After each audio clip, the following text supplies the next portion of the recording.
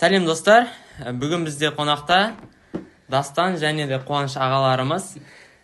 Бүгінгі біздің подкаст түсіргелі жатырмыз. Подкастымыздың тақырыбы нәтижеге арман емес, мақсат жеткізеді деген тақырыпта. Қалайсыздар? Жақсы, аман сен өздеріңіз қалайсыздар? Сізден сұрақ қойсам. Шүкір, аман сен өздеріңіз. Осы подкастқа шақырғаныңызға рахмет. Жалпы білім деген нәрсе өзіміз қазір көбіміз бізде де. Бірақ соны көбейту үшін бөлісу керек дейді ғой. Сол кішкене көбейтуге де себепші болып тұрған сізге де рахмет. Жалпы бүгінгі біздің тақырыбымыз арман мен мақсат болып тұр ғой. Жалпы арман мен мақсаттың айырмашылығы неде? Енді былай қарастырайық та, әр адамда арман и мақсат болады. И арман деген нәрсе енді кішкентай кезімізде, өзіміздің балалық шағымызда көп армандаймыз ғой. Мысалы, ғарышкер болам, болмаса бір қалай айтсақ болады, өзім көлік алам деген секілді, или болмаса өзіміздің көрген мультфильмдарға қарап қызықтық и армандадық та бір сондай нәрселердің болған. И мақсат деген нәрсе оған ұқсас, бірақ өзгеше деп ойлаймын. Арман енді сен ғарышкер болам деп армандайсың, бірақ ол болмай қалу ықтималдылығы жоғары да. И сен просто оған қызығасың. Ал мақсат деген қалай? Сен ол нәрсе болуы керек деп өзіңе не қоясың, мақсат қоясың. Вот.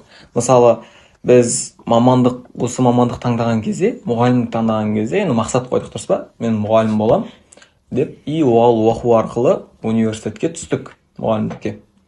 Сол секілді, мен де бір, қалай айтсам болады, машина айдап үйренем, болмаса бір футбол, бір нәрсе, бір ойындар, қызығушылықтарды үйренем деп мақсат қойса адам, вот ол мақсат соған жетеді, соңында ойнайды. Болмаса бір мамандық иесі болып шығады. Ал арман қалай? Мен Роналдо болғым келеді деп жатасың секілді ғой, мысалы, мен Месси болғым келеді деп. Бұл арман, вот это. Ол болмай қалу ықтималдылығы жоғары. Мен солай түсінемін. Қандай сияқты, типа арман деген адамның миына түсетін нәрсе да, ал мақсат деген жүрекке түсетін нәрсе сияқты андай. Болмай қалса, жүрегіңнен бір нәрсе жұлып әкетіп қалған сияқты болады да. Ал арман болмай қалса, мақұл енді де оны ұмытып қалған сияқты болып кетесің де ше. Ол да бар. Сізде бір арман болды ма? Сол жаңа Қуаныш аға айтқандай, мен де ғарышкер болам деп армандадым ғой негізі. Кішкентай кезімізде көп адамды президент болам, ғарышкер болам деп армандады ғой. Сол туралы эсселерді жазып, бірақ ол мақсатқа айналған жоқ. Менің мақсатым да осы мұғалімдікті таңдау болды ғой. Сізде қазір оқып жатқаныңыз мұғалімдік па әлде? Жалпы ғылыми ма? Менің оқып жатқан мамандығым негізі ғылыми, бірақ келешекте 6 айлық курстар бар, солар арқылы мен мұғалім боламын. Бірақ ғалым мұғалім болатын шығарсыз мүмкін шәкірттерден. Мүмкін.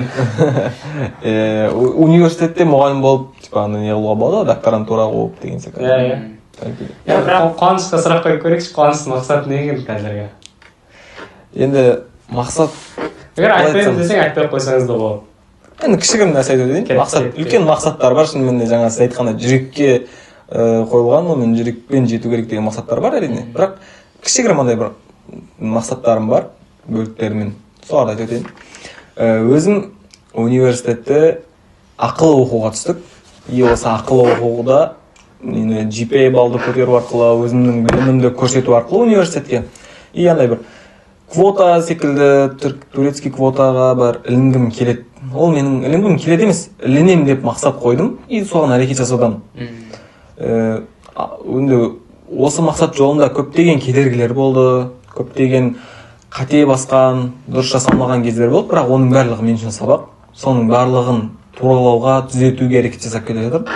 Егер де Алла бұйырса, осы семестрден кейін квотаға ілінсем деген ниетім бар, мақсатым бар. Жалпы менде де арман туралы айттым ғой, жаңа өзімнің арманым туралы айттым ғой, және мақсатым туралы айттым.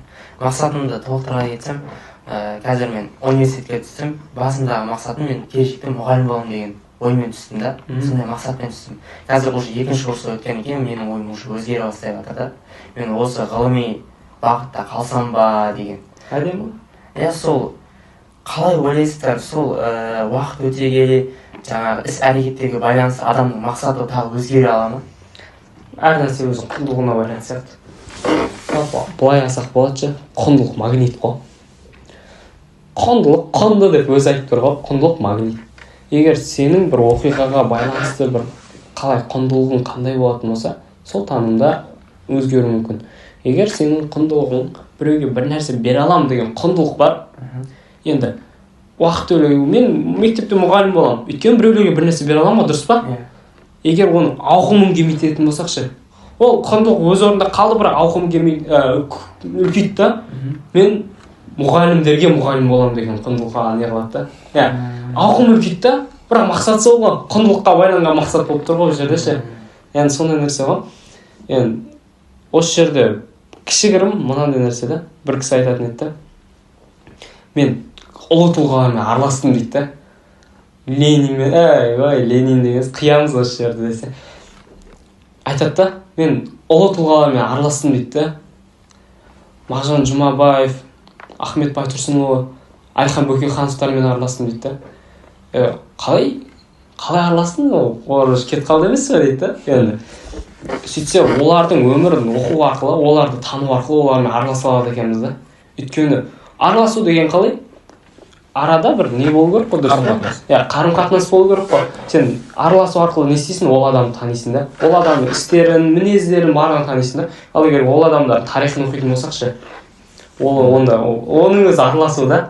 Енді жалпы бір мақсаттардың ішіндегі ең үлкен мақсат өзім ойлайтын алғашқылардан болу ғой. Былай айтайықшы. Бірақ алғашқылар болдың, ең бір алғашқы болсаң, сен ең үлкен бір жақсылық жасаған болады екенсің, және сол алғашқылар егер керісінше болса ше, ең үлкен жамандық жасаған болады екенсің да. Енді жамандыққа келетін болсақ қара. Егер бір адамға мен ішімдік ішуді үйрететін болсам, алғашқылардан болып тұрмын ғой, дұрыс па? Алғашқылардан болып тұрмын, демек мен кейін мені қарғайды да ол нәрсе ше. Бір адамға бір клубқа баруды үйретсем, бір адамға бір қыздармен сөйлесуді үйрететін болсам, онда мен жамандықтың алғашқылардан болып тұрмын да. Егер бір адамға бір оқу жазуды немесе бір білім үйрететін болсам, алғашқылардан болып, онда өмір бақи алғыс айтып өтеді да, ол кім болса да. Бірақ осы нәрсе дұрыс тану керек та. Енді қарайықшы, егер жақсылықта алғашқы болатын болсақ, біз ардақталады екенбіз, мақталады екенбіз, бірақ ол дәуірде болмаса да кейінгі ұрпақ бәрі мақтап алады екен да. Мысалы Қаныш Сәтпаев алғашқылардан болды ма? Алғашқылар. Мамандық қандай? Геолог қой, дұрыс па? Енді Шоқан Уәлиханов алғашқылардан болды ма? Міржақып Дулатұлы алғашқылардан болды ма? Алғашқы роман жазды ғой, дұрыс па? Енді сол сияқты ғой. Егер сен алғашқы жақсылық жасағандардан болатын болсаң, онда бір мақсаты биік адамдар да бұл кісілер ше. Өйткені әрбір нәрсенің мысалы алғашқысында қолбасшылар жүреді да. Енді бір нәрсенің қолбасшысы бола алатын болсаң, онда оның мақсаты биік адам ғана қолбасшы болады да. Енді біздерге не қалды біздерге? Бір тарғау, соның ішіне кіріп, басқа адамдарға да алғашқы болады екенбіз да. Қалай? Біреуге бір нәрсені, мына нәрсені үйретуде біз алғашқы болатын болсақ, онда ол адамның көзіне біз алғашқы жақсылық жасағандардан болады екенбіз да. Әдемі ғой, жақсы кетті ма десе. Бір адамға әріп үйретуіміз, немесе бір ұстаздық қылуымыз, менің алғашқы ұстазымды кәдімгі махаббатпен айтады да. Сол нәрселер ғой. Бір адамға бір алғашқылардан боламыз. Менің мамандығым да, Қуаныш бауырымыздың да мамандығы да ұстаз да. Біреуге алғашқы рет бір тақырыпта немесе бір нәрсені үйрете алу мүмкін ол адамға бір жақсылық жасаудан да жақсы да. Сол? Енді былай келтірсек те болады ше. Сіз айттыңыз ғой, алаш зиялылармен араластым, Әлихан Бөкейханмен араласқандай болдым деді ғой. И ол араласуым, оларды білу, тану арқылы жаңағыдай қарым-қатынас орнаттық деді ғой. Ал осы жерден нәрсе келеді да. Олардың мақсаттары мен біздің мақсатымыз бірдей болса, ол да біздің араласқанымыз емес па деймін да. Дұрыс па? Біздің тақырыбымыз сол ғой. Бізде мақсат деген нәрсе бар да адамда. Нәтижеге жеткізетін бізде арманнан қарағанда мақсат деп тұр. Мен мынандай бір кісіден сұрақ бәрібір ше, кешірім андай ғой. Өлем мақсатты олар биік қойды да біз қай жерге дейін қойдық деген нәрсе ғой. Ол да бар я. Бірақ андай ғой, біз енді Абай атамыз айтқандай болмасаң да ұқсап бақ дейді ғой. Біз енді солардың жолында жүріп, хотя бы кем дегенде солар істеген істің кішігірім бөлігін жасай алсақ та да. Енді ішіміздегі ниет чувствомыз солардың жолында болса, егер де солардың жүрген ізгі дара жолымен жүрсек, ол именно солардың мақсатына қарай қадам бассақ, кішкене болсын қадам бассақ, ол бізге үлкен жетістік деп ойлаймын. Енді бір кісіден сұрағаным бар, енді кішігірім айтып өтейін мен де. Мен айтам, бізде андай не бар ғой, рулық бөлініс, кішкене отбасыларға байланысты, әулеттерге байланысты не қылады ғой, бір ардақ дәулет, не болмаса текті жер деген секілді. Мен бір кісіден, үлкен кісіден сұраймын, тектілік деген бар. Біздің, мысалы, сен өзің туған әулетің, туған отбасың текті болмаса, енді бір атақты, бір елге нелі танымал болмаса, сен текті болмайсың ба?